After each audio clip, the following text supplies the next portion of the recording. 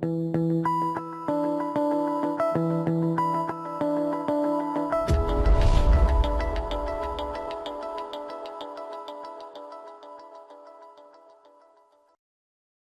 everybody, welcome back to Protential's ABCs of Turbo MTTs.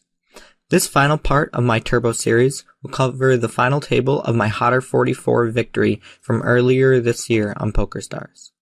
I'm going to go as in-depth as possible and use the ICM calculator built into PokerTracker 4 to review decisions that either I made or that we see others make on the final table. Thank you for being a member of CardRunners, and thanks for watching. I hope you enjoy it. Anytime you make a final table, there essentially is a checklist that you need to do.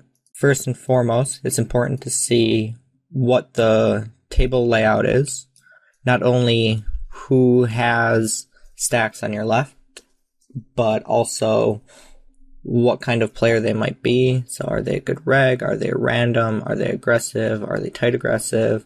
So building up a good idea in your mind as to how players around you might play and react with the chips that they have. That is definitely one of the more important things that you need to do the moment you see a table draw.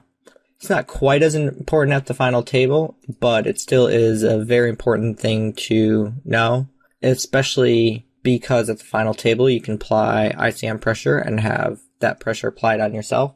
So understanding who you might be able to apply that kind of pressure on and who might be willing to apply it back on you is very important to know.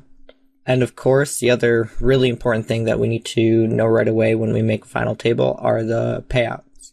By knowing the payouts, you can understand what your stack is currently worth and what it would be worth if you busted someone or doubled through someone or whatever. Using that information, you of course can figure out how ICM will affect any kind of decisions you might make. So this is what the payout structure was on this. We're looking at ninth being about $900 and first place being about $17K, second being about 12, third being about 9, fourth being about 6, and so on.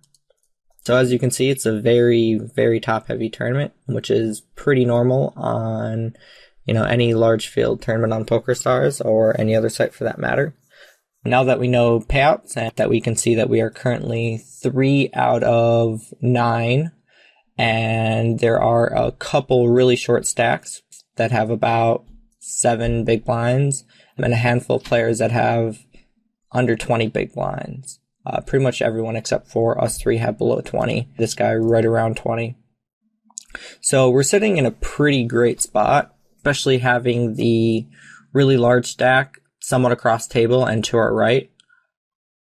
It kind of sucks that we have Jerzak with a pretty big stack to our left, as we won't really be able to steal his blinds quite as well, and Play It Please will probably be attacking us a lot as well, so it probably isn't going to be a very easy final table to play out, especially also adding to the fact that there are a lot of regs on this final table. Because of that, I would expect players to toe to ICM to some degree and understand that, or understand the concepts behind it. So because of that, while it is a fairly difficult final table, we should be able to use our stack very effectively versus shorter stacks. So now that we know what the layouts are, what the ICM pressure, what the payouts and stuff are, we can get started. So ace deuce off, pretty standard fold, nothing we can really do there. Another pretty standard fold.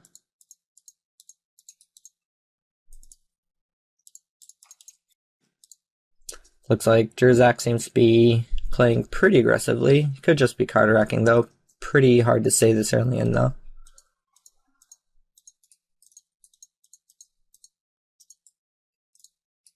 Yeah, very standard by both of them. Good little cooler. Really sucks for us having one of the shorter stacks double up. I'd much rather have them bust and, guarantee us another $600.